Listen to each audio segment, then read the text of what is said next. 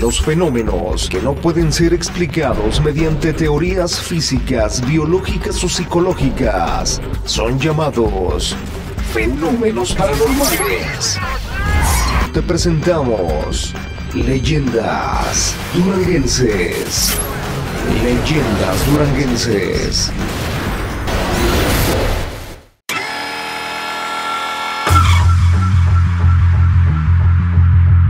El servicio de correo en México es muy antiguo, data de la época prehispánica, en la cual, como medio de comunicación, se emplearon el humo de fogatas y los sonidos que se escuchaban a grandes distancias, señales rudimentarias que permitían la comunicación entre las personas a grandes distancias. En la época colonial se dio la comunicación escrita entre los reyes de España y los virreyes o funcionarios públicos importantes de la Nueva España, a través de los viajes marítimos en ultramar y documentos escritos que se entregaban personalmente.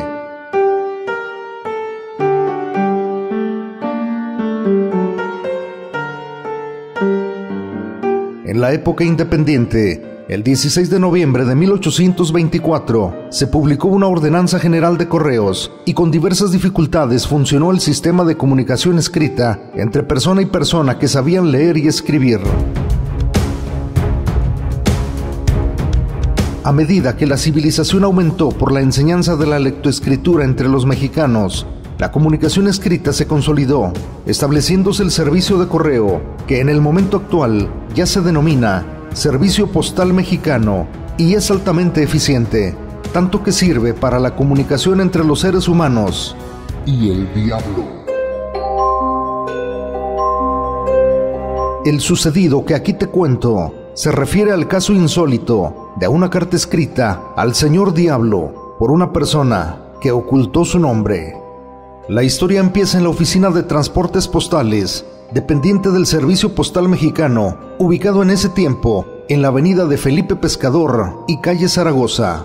El jefe de esa oficina es el encargado diariamente de recolectar todos los buzones de la ciudad de Durango, las cartas que depositan quienes hacen uso del correo, las cuales son clasificadas y entregadas a cada ruta postal, quien la llevará a sus destinos. Un día del mes de julio de 1990, el jefe de la oficina de transportes postales, cuyo nombre omitiré por principios de respeto, cuando clasificó toda la correspondencia recibida del día anterior, le sobró una pieza que no supo a dónde enviarla ni qué medio utilizar para hacerla llegar a su destino, porque en el sobre solamente se escribía: para el señor Diablo, presente. Sorpresa mayúscula y singular recibió ese día el jefe de transportes postales al mirar el sobre con esa dirección y sin ningún otro dato, el cual lo separó de la correspondencia y esperó para mirar si se presentaba algún reclamo por la detención de la pieza postal. 10 días duró el sobre en observación y espera, y cuando el jefe de transportes postales advirtió que nadie reclamaba aquel envío, cumpliendo con los reglamentos del servicio, lo presentó cerrado como estaba al administrador de correos de la ciudad de Durango para que le indicara lo procedente. Después de analizar el caso, los dos funcionarios determinó que el sobre debería abrirse para mirar si en el interior se encontraba el remitente a dónde regresarlo, con la observación de informarle que a esa carta, para que llegara a su destino, necesitaba nombre completo y correcto, domicilio, calle y número del destinatario, y en el mismo él debía contener número de casa, nombre de la calle, colonia, zona postal y ciudad de destino, datos en los cuales la pieza no podría llegar al destinatario.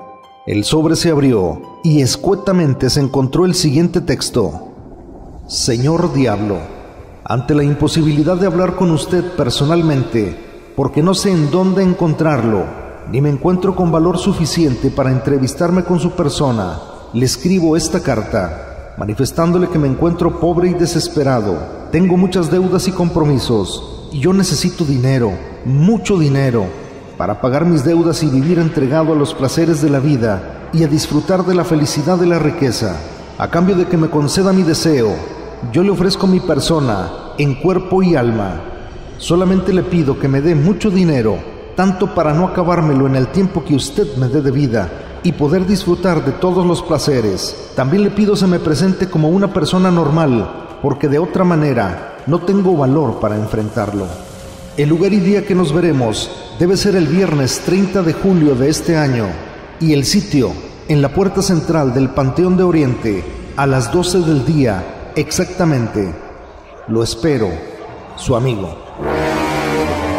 Al advertir que el texto de la carta no traía la dirección del remitente ni datos muy precisos del destinatario, el señor administrador de correos le ordenó al jefe de oficina de transportes postales conservar abierto el sobre conteniendo la carta para ver si alguna persona la reclamaba, recomendando absoluta discreción en el asunto, en virtud de que la violación de correspondencia es delito penado por la ley. El pliego de la carta fue colocado en su sobre y se guardó en el cajón del escritorio del jefe de la oficina de transportes postales. Nadie reclamó aquella carta, y el 27 de julio del año de 1990, encontrándose el jefe de la oficina a las 4 de la tarde en su domicilio particular descansando, recibió una llamada de urgencia del administrador de correos, ordenándole que se presentara de inmediato en la oficina de transportes postales, que se encontraba en pleno incendio. Con la rapidez que el caso lo reclamaba, el funcionario de correos se presentó en la oficina y advirtió que efectivamente se acababa de incendiar su oficina. Los daños del incendio, conforme el pliego extendido por el cuerpo de bomberos, quienes atendieron el caso, ascendían a la cantidad de 350,000 pesos. Participaron en la maniobra para sofocar el incendio la máquina número 3 de bomberos, al mando del oficial González, con 6 elementos. Los daños fueron el exterminio total de una máquina de escribir, un escritorio convertido en cenizas y varia papelería, entre ella algunas cartas.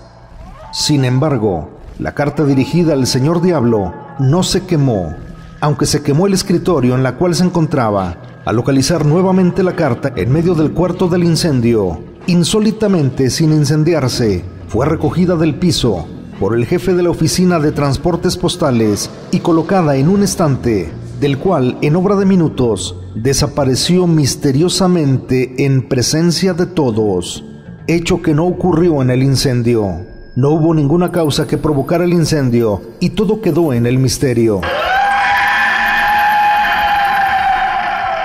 En el Panteón de Oriente llegó el 30 de julio de 1990, fecha de la cita con el señor Diablo, y dicen algunas gentes que no quisieron dar sus nombres, a las cuales les tocó mirar el encuentro y conocer el desenlace sin tener antecedentes de las causas y razones que lo provocaron, que a las 12 de ese día llegó al vestíbulo del Panteón de Oriente un hombre triste y pensativo, de aproximadamente 30 años de edad. Se le veía preocupado, nervioso, altamente sobresaltado, con los ojos desorbitados y de aspecto demacrado y cadavérico. Deambulaba de un lugar a otro sin encontrar su lugar y miraba a todas partes sin reconocer a nadie. En ese momento llega un hombre que, a pesar de su presencia normal, infundía pavor. Vestía traje negro muy elegante, camisa también negra, sombrero de copa alta negro, sus ojos oblicuos y sumamente enrojecidos, sus dientes largos y su nariz afilada y curva. Su aspecto en general era repugnante e inspiraba pavor. Sin mediar palabra, penetró al recinto del vestíbulo del Panteón de Oriente. Llevaba una bolsa negra de gran tamaño en sus manos. La entregó al muchacho diciéndole: «Ahí tienes lo que me pides». El muchacho, entusiasmado, reflejó en su rostro una alegría descomunal. Sus ojos se hicieron grandes y saltones, el pelo se le crispó de punta, y con desesperación inusitada, abrió la bolsa y miró su contenido. No aguantó. Con un brazo sostenía la bolsa y, metiendo la mano derecha, sacó de su interior un puño de monedas de oro y las tiró al viento, como si se tratara de aventar bolo en una ceremonia de bautizo. Las monedas brillaron con la luz del sol, y cuantos presenciaban el acto se entusiasmaron con el espectáculo, pero pronto se arrepintieron, porque cuando las monedas caían al piso del recinto, desaparecían inmediatamente. El dueño de la bolsa, fuera de sí, sacaba billetes de alta denominación y los tiraba al viento como si fuera bolo.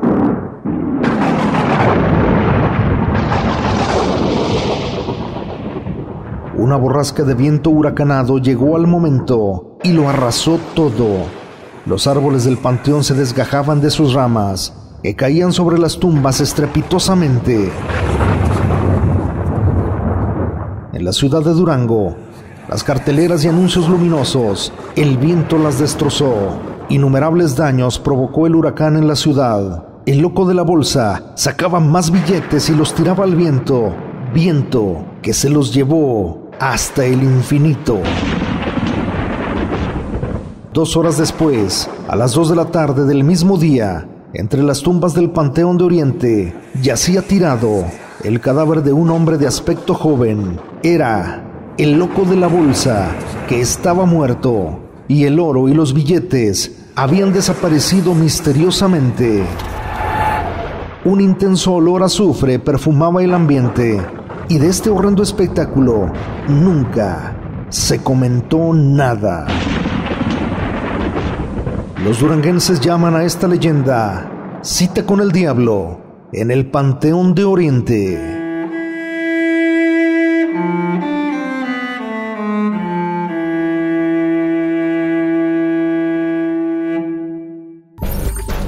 Los fenómenos que no pueden ser explicados mediante teorías físicas, biológicas o psicológicas son llamados fenómenos paranormales. Te presentamos Leyendas Duranguenses. Leyendas Duranguenses.